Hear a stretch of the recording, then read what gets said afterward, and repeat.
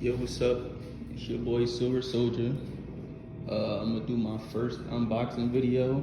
I know it's kind of late for an unboxing because my car is already full bolt on E85, but I wanted to see if I could squeeze some more horsepower out of it. So I bought a JLT intake.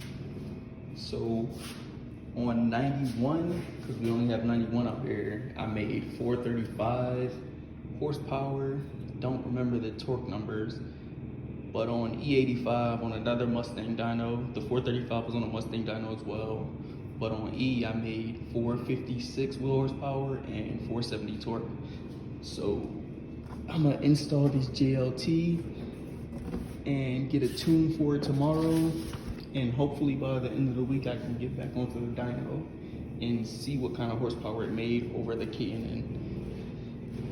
So let's see. Right now, as you know, like I just said, I have the K&N intake. So I'm gonna start the video with a little size comparison, and then I'll show you the after the install. I know my hood is dirty, I need to fucking clean it. So the first main difference that I noticed is that the K&N has like that bend. You can see it here. And the JLT is like more straight.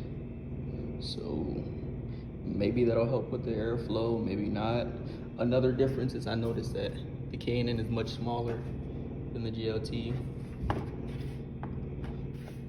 And I think I have like pretty decent sized hands, but the K&N is definitely a little bit slimmer than the JLT is.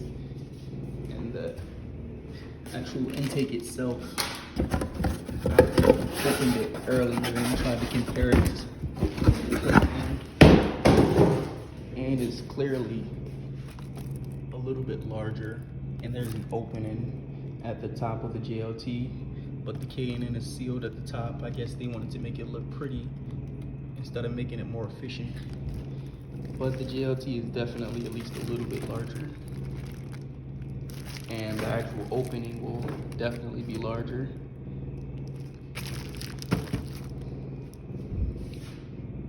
But yeah, it's install time. So this is just another comparison video, the JLT versus the K&N. As you can see, the JLT is much longer than the K&N. So I'm no mechanic and I'm not a tuner, so I'm not sure how that would like actually help or not help with performance, but the JLT is clearly longer. Now to the actual intakes themselves. JLT has the opening at the top, as you can see here. K&N does not. And JLT is clearly taller.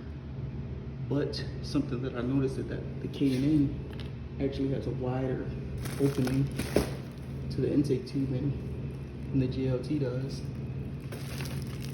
So I'm not sure if you can see that. K&N, JLT, K&N, JLT. JLT is taller.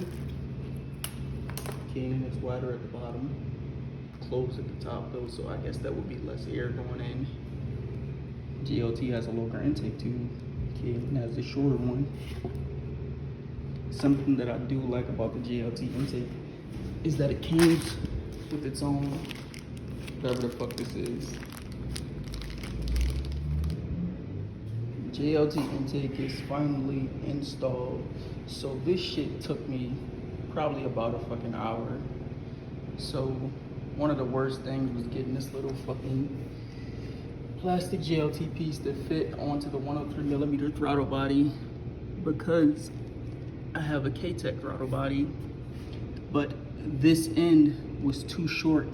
So I tried turning it around because the letters face both directions. So if I were to flip it over, the letters would be still facing me. So I flipped it, and this piece was way too wide for the throttle body.